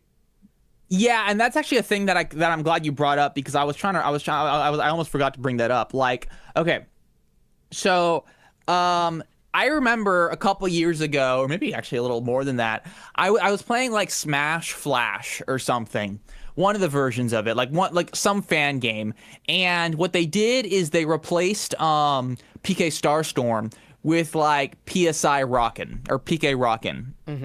And I think basically like Ness traps a character in like this kind of like vortex thing, and it kind of just like does like an animation on them inspired by the kind of flashy, crazy shit that happens in Earthbound against your enemies. And I kind of like that idea, but on some level, I'm pretty partial to the way that Smash Bros. Has kind of represented like like Ness and Lucas's flagship PSI through like the color scheme of their basic attacks, because Lucas, his like namesake attack is PK Love.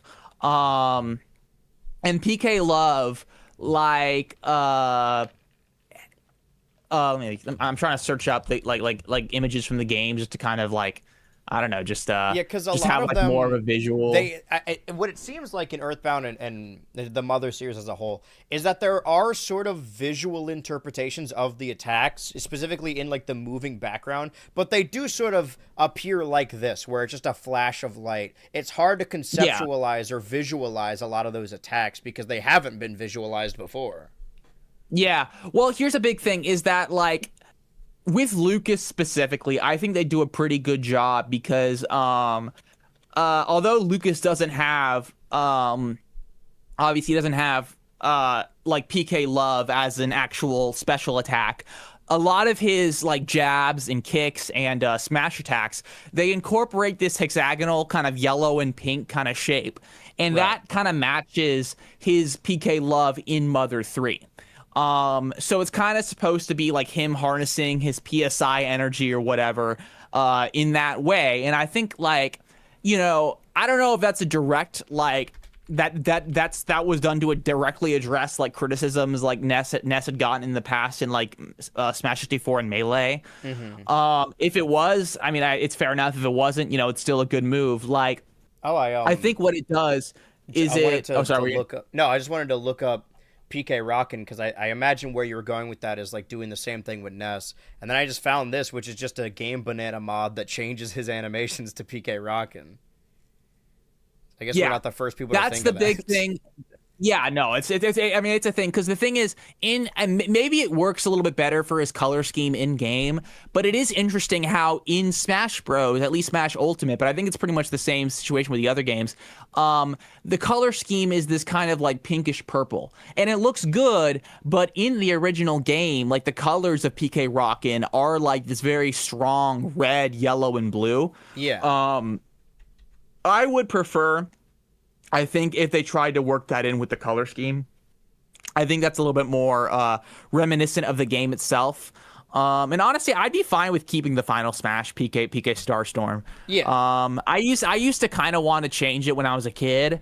But I don't know. I you know, it's funny. Like we're doing this challenge, but I feel like I'm very much of the mind that like the creative liberties they kind of take are probably for the better a lot of the time, at least in my opinion. That I'm kind of fine with PK Starstorm, even though I kind of hated it when I was like 12. When did you get into the Mother series? Part of me wants to say 8, but more realistically, it's probably better to say 10. Was it because of Smash Bros, or were they like independent of definitely. each other? Okay. No, I remember playing Smash Bros, and I like Ness and Luke. Well, first of all, Ness was the first character you unlock in Brawl, so you already kind of had some aura because of that. Like that was kind of cool. And I think the reason they always connected with me, even back then, is just like they were characters who were kids. I think that kind of spoke to me. Like the fact that they were like just kids that like, you know, were strong and could do cool shit. Like that kind of spoke to me as a little kid. Because back then I didn't really want to be an adult. I wanted to keep being a kid. And I don't know, like other games, you know, you're kind of playing as like some badass teenager or adult. And that never spoke to me as much as this idea of like, oh, you're playing as like a young kid and you're saving the world. So I don't know. I think that's one of the biggest reasons why like the game from the jump kind of always spoke to me. So I'm pretty sure I emulated part of it in like 3rd or 4th grade. I haven't like properly played through it or beaten it, but the first time I played Earthbound was on my Microsoft Surface. I played Earthbound and Mother 3 on a Surface before. Back in high school. Yeah. I mean, you got everything over there. Yeah. So I don't know, like I think Ness is pretty good. And actually, it's funny. I forgot who said this. I'm pretty sure like someone once said something in an interview. I don't know if it was Itoy or like literally just Sakurai just making shit up. I think someone once asked like why Ness uses PK Starstorm in Smash Bros. This could be totally false. I might just be making this up. But I'm pretty sure I'm not making it up. Somebody said it at some point. It might have been. I heard someone bring like I think at some point someone once asked, like, oh, why don't Ness and Lucas use like PK Starstorm in the game, or why do they use PK Starstorm in the game? And I think someone said that like, oh, after the events of Earthbound, like Pooh taught Ness how to use PK Starstorm, and I'm like, you know what, I like that. I like thinking about that. So I don't know. I like Ness's Ness's moveset. So all I'd really do is the main thing is change the color scheme of like his attacks. I could see PK Flash being reworked, maybe something like still gimmicky, but a little bit more playful and fun, and a little bit more kind of lore accurate. And then I guess if you want to change PK Fire, like I'd be game for that. But I think PK Fire is fine as is. I think the idea of okay, so I can get rid of this then, but the idea of the electricity sort of it's just like a visual change because they still have the multi-hit of the fire, and that's what I've noticed upon like going to get screenshots for all these moves, especially in videos that like compare their movesets to the older games, that Ness's moveset hasn't changed that much, but this little pink aura thing is new to Ultimate. They just added it to all of his attacks, and that's sort of the sentiment I want to go with a lot of these movesets too, is that like we don't need to change the moveset, but there should be a little visual cue that references it more. I will say that, you know, I think that I mentioned earlier that I fall in love with Melee from a spectator standpoint, and I think that one Melee, just like top-level Melee, just looks like nothing else looks like it, but also it's a really visually simple game. Like the background for Final Destination and Battlefield is kind of just a black background, and Smash 4 added these strike lines and smoke behind the characters when they're flying so that they're easier to see on the 3DS screen, that have become a permanent fixture. And I don't think that there's clutter in Ultimate, but there's potentially too much going on screen, and I feel like the older Smash games are, maybe due to limitations or not, really, really simple, and they kind of just, for lack of a better term, become a vibe because of that. Basically, from Brawl onward, all of the Battlefield stages became a bright, sunny background, and I kind of prefer when Battlefield was just a black backdrop, really, so it accentuates the characters. But as the characters get more, or I guess less saturated as the games go on, I guess it needs to be, they're more emboldened by the back of the Melee. But I think that just adding this PK Rockin' texture, that's really the only substantial change we need to make or did make on top of changing PK Cross. Yeah, I think that's it. All right, well, then we're good with this.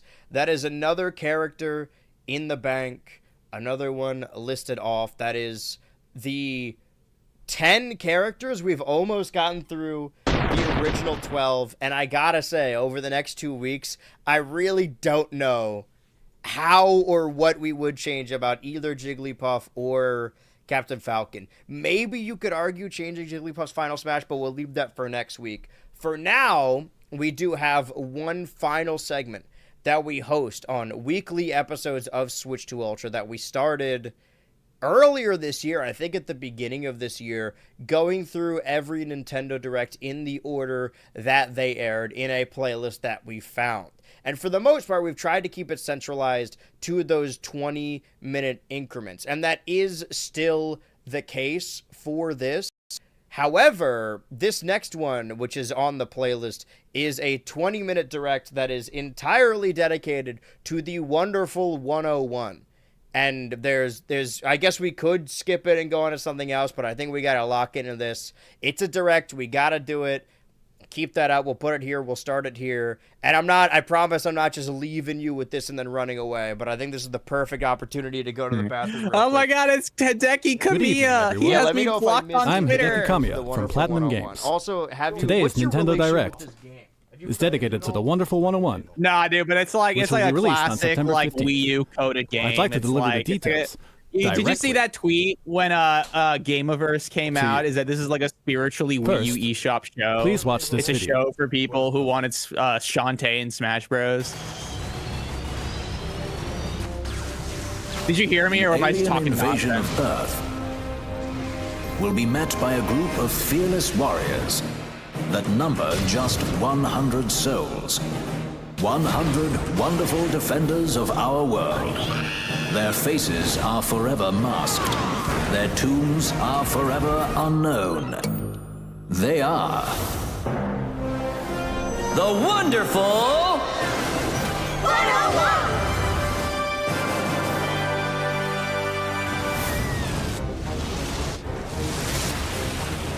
Suddenly, the Geff-Jerk invaders appeared on this peaceful planet. And the Friends of Justice, the wonderful 100, must face it. These Anyone 100 could be a heroes wear wonderful specialized 101. sentinel suits to reinforce their bone I structure. mean, obviously, like it's and just belong to a special it's just fighting this one force, game. organized Play the one secretly game by at the a time. Sentinels, Do you think Planetary they thought Secret this was Service. going to be a series? Like this is like the future of the industry, or the company? Or Nah, Nintendo I as don't know. I mean, association? I don't get the impression that they However, were like. it's not like really they have imagining 100 this game heroes from the was beginning. definitely gonna You must find the reinvent other the heroes wheel. scattered all over But as you advance. you know, in many I think they battles. definitely try to kind of like give this game like a healthy kind of nurturing, get it popular. But you know, Friends of maybe it's on the Wii Justice, U. the wonderful I don't actually know how well it Can did, you but it find all 100 like it heroes? definitely Defeat the captured the Geff-Jerk minds of like a invaders? lot of I don't know YouTubers and people like kind of whose opinions I trusted at the time. Right. Well, I mean, it was a non-Nintendo game that was The exclusive to the wonderful Wii U. 101 I remember will be people were released big on on Yeah. like September 15th. Zombie U as well. Zombie But U. I mean, like the fact that this game is so Now, it's I not would a- like to provide you I guess with it new is by information definition a regarding the heroes' gimmicky important game, missions but like it and is battles. so clearly built for the Wii U. And it's the same thing of like Yeah. I guess you could make it a franchise, and I think they have Their ported objective is not to simply to both find all Steam 100 teammates and the defeat Switch, Geff-Jerk. but the port is really weird. It like has both screens, Protecting but they and both rescuing show up on the citizens main under screen. enemy attack is also a very important Like this task. game specifically is built When for the citizens Wii U. need help, And I imagine Yeah. that's I why mean, to they be fair, Played on the screen. fact that it's also Hideki Kamiya making it, when you like, find them, I mean, use draw a he circle you know, on the he's Wii the U brains gamepad. behind like As if you were Bayonetta, trying to surround Yeah. the citizens a few other pretty well-known games. Devil May Cry, I I want to believe? say, okay, he is Just Devil saying, May like, Cry. I won't forget, be but like a lot of those kinds of like action games, like this. sending them I special think on energy some level he also under got a energy. certain amount of They like can actually trust become because you know, temporary heroes in you know, he had proven himself Yeah. enough that like I think Well, people were willing Bayonetta to give him the benefit of the 2 doubt. was a Wii U exclusive, right? During Yeah, missions, it was. At least at Geff-Jerk first. will come at you I from every think that a direction. lot of these consoles, Nintendo does it a lot, and I imagine team it'll can happen tackle with it the Switch too. directly. As well. The One 3DS attack and the Wii U, The team the attack. first couple years, But that won't be enough internally to protect and the Earth from the third-party mighty Geff-Jerk. companies, were trying to create gimmicks that tied specifically into the 3D That's why you need aspect this or the powerful second special Wii U move pack. called Unite But Mode, then at the tail end, or which can be even the activated second by half of the bonding your console, teammates like the together. 3DS specifically just gave up on the 3D But altogether. we'll talk Then they more just about focused that on like, soon. okay, well, let's just make video games for this console. Like it doesn't need to be The wonderful specifically 101 a will be Wii U released game on or a September 3DS. 15th. Let's make a good video game that's on this console. And that's why I think think the it was Switch already- does so Some well, is follow-up that the Switch's information about the gimmick is wonderful 101's being Unite Morph portable. ability. Whereas, like, I don't Yeah. imagine we'll see Please watch this video. Nintendo games that utilize the camera or the mouse control in like 4 years. The wonderful time. Like, I 100 don't special see that Unite being an Morph is a elongated type thing. of attack Even in though which it's heroes less bond together invasive as a using wonder gimmick. energy to transform Ironically, I into feel like guided the biggest like change in Nintendo control schemes of the last 10 years is probably gyro. I feel like gyro, Sun and Moon, like they kind of, I think they just realized like, wow, this game runs better if we just turn that shit off. Yeah, like it Just is turn a that good shit off. console Surrounded in by retrospect because at a Attack them certain all point they with did Unite they just Sword. dropped it. They're like, let's just make games. Unite for it. Gun. Why are works we well doing for this? aerial targets. Use Unite Whip to remove spiky armor See from foes. what we missed between installments. As you can of see, the directs. I believe the Each last Unite direct we Morph has watched different was abilities. Okay, this is 2 days So, after. make So sure did to check anything what come type out of enemy between you are August facing. 7th and August 9th? And then That's choose the what I need correct to Unite figure Morph out. to use against them. I Another characteristic Don't. of Unite Morph think so. is that the more teammates you have, Whenever you the like larger say the a you can date, draw. I'm like, whoa. Well, I'm like imagining That you with that means like you can calendar transform thing you have in your into a bigger videos. weapon. Oh yeah, but I'm just looking at the Nintendo wiki right now. The But attack power is also hey, proportional to Nintendo, the number Mario of heroes. Luigi Dream Team So, comes out in 50 2 days is more powerful in North than 20. America. And 100 That's is even more something. powerful than 50. I'm starting to see because like Wii U or the E3 we saw was like a really The hype Unite Morph presentation, created by but I guess we're 100 just heroes. ways away from The anything thought is very exciting, coming isn't out it? related to that. The wonderful 101 actually- will be released on September 15th. Normally I focus on North American releases because those are the releases we saw. But Okay. between these directs, the This 2-day next one period is about between the unique directs, ways to utilize the wonderful 101 Rusty's special Real move, Deal Baseball Unite was Morph. released in Japan. And the interesting thing about that is that Rusty's Real Unite Deal Morph Baseball is not has a only for use as a weapon completely against different enemies, character in but also Japan as a tool than it for does in solving puzzles America. during Do you know stages. anything about that game? No, I don't. It's just like a, For it's a example, base, when like you are at you a dead pay end like for this, the game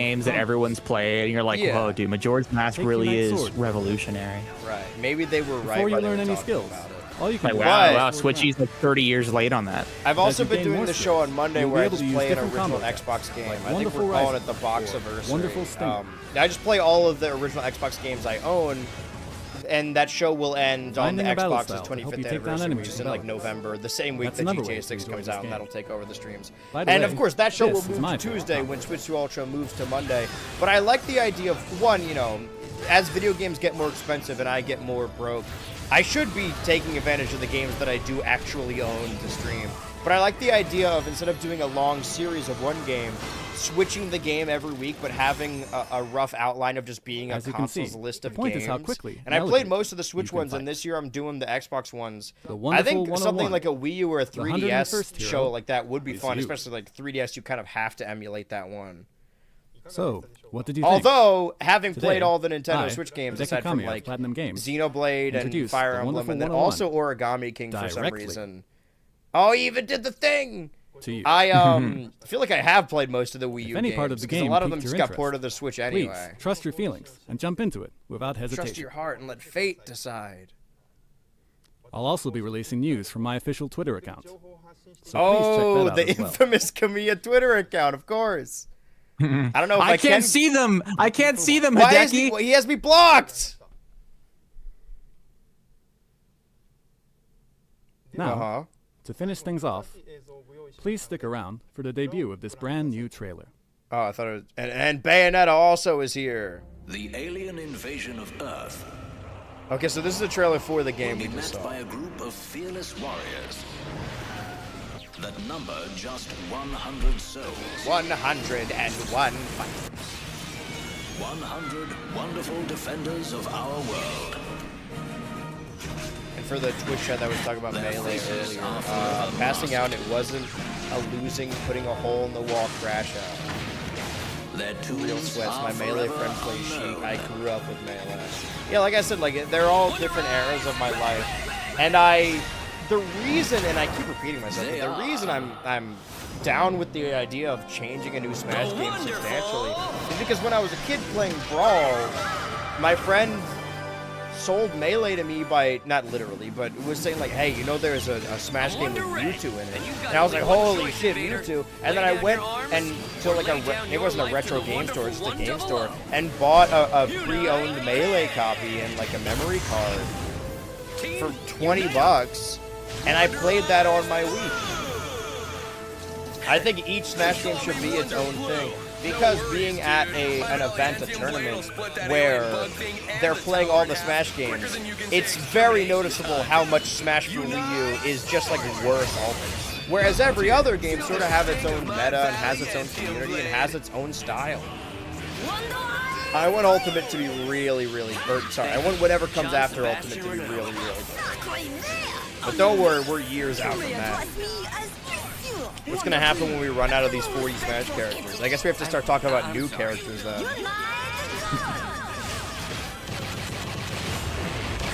Hands behind your back, teeth clenched.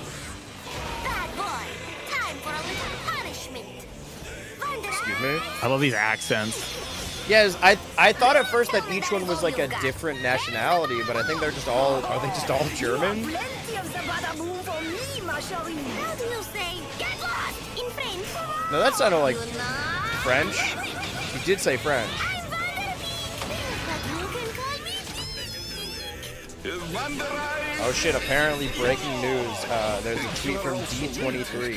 Tune in to a live stream of the Kingdom Hearts panel from D23 on Disney YouTube on August 15th. That's going to be next week. Maybe we'll learn something about... Play a little one I never really got in. I get the vague idea of it, but... We gotta fly out an expert or something. I don't know any. Oh no, they are like different nationalities. I will say that like... If I had a Wii U and this came out a couple years prior, I was super into that Cartoon Network show Hero 108, and it's sort of the same principle of a bunch of different characters, but there's no way all 101 of them are there. Or maybe they are. Black, you know how to operate this thing? His name's Black, So-called always a bit on or black. he's Wonder Black, because they're all different ice cream. But there's not 101 colors. There's no way.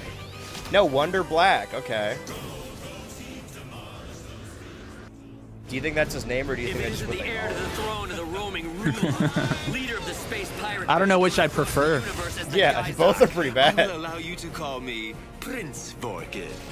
No more holding back, Blunder Red.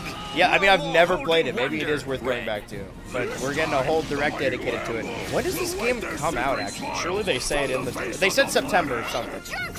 So I guess in like a month from now. So maybe we will keep seeing it in directs, but the next direct is a Pokemon direct from September 4th. We're already a good way through 2013, but not a good way through the Wii U era. We're going to be stuck in this for a while. Hey, where are you going? Take me to your leader. Virgin Victory. Engage. Victory! Oh no, I guess they don't all have code. Auxiliary wheel. Or maybe these guys aren't the heroes. Activating nano excel. Gun stations, open fire. Shoot down those hostiles and defend the Virgin Victory. I'm reading jerk matter interferometer signals. Jerk matter. Supermassive object is materializing 2,000 meters dead ahead. We wait 24 I've exhausted hours everything for I them could jerks to possibly come say into firing about range, the and wonderful victory world. is ours. Commander Nelson, This is how you we'll know land on we're in fortress the and Wii U. dismantle I the feel shield like, I'll be generator, honest, like then the it Wii lights U out for the shield. gamerism and Wii U being really bad isn't really evident until later. Because there's this like year one optimism where it's like, well, we're still gonna get a 3D Mario and a 3D Zelda and an Animal Crossing at some point. What did you just do? I am a firm believer that consoles sort of live and die by the games that are on them, right? You buy a console to play games. People argue that exclusives aren't important. I mean, also, if we want to talk about stuff that happened in between weeks, it's pretty evident that Sony purposefully sabotaged the PC port of Marvel Pokemon because they want to pull out of doing cross-PC releases and focus more on exclusives in the next console generation, which is a really shitty thing to do, but I guess like I can understand exclusives because I bought the PS5 to play Astrobot, but I think the Wii U failure is really just like as simple as it had a Mario Kart and it had a Smash Bros, but it didn't have a traditional collectathon Mario. It didn't have a 3D Zelda until the Switch was already out. It didn't have a traditional Animal Crossing game. Like little absences like that go a long way. We're going to have a little heart-to-heart, you and They had a 2D Yeah. Donkey Kong. I think it's just like, you know, it takes up a lot of time, and I think it just didn't really know. Nintendo just didn't really know what people wanted from them at the time. It feels like that, you know. It's like Victory robot is rising. It's I don't off know. the charts. I don't think it's ever going to be this bad again. But I not, imagine you the know. Switch 2 will do worse than Switch 1. It's But not breaking up at all. That's all, folks. I think what the Wii U era is emblematic of also is them just kind of being stuck in their ways. And developers that have been working for the company the entire time sort of like, standing by their laurels. But it seems like the Switch 2 era, like I said earlier, is more rooted in giving younger developers a chance. We're not going anywhere without Luca. Apparently, the Star Fox developers, I think it was a Nintendo Forecast video on this. I could be wrong. The Star Fox developers that developed the new Star Fox game came from like Activision Toys for Bob, and the game they made for Nintendo before that was that Mario Kart Home Circuit like AR game. So I guess they're like, you know, trusting individuals with those specific franchises. But that was another episode of Switch 2 Ultra with some Zelda announcements and a NES moveset redux and a wonderful 101 Direct and talking about Supernova, and also GTA is hiding their new trailer behind a Netflix release. Is there anything more that we should talk about before we end off today? I'm good. The recent My Adventures with Superman episode was pretty lackluster, and the recent President Curtis episode was bad. I have been your co-parent, BHultra. And I've been your co-parent, Switchy. And now, I am hanging up. Alright guys, you know the drill. There will be another BH Ultra live stream on the BH Ultra channel tomorrow, 1 p.m. to 4 p.m. Eastern Standard Time for Total Tomodachi Island. I sound really unexcited there, so I've just been talking for 2 hours.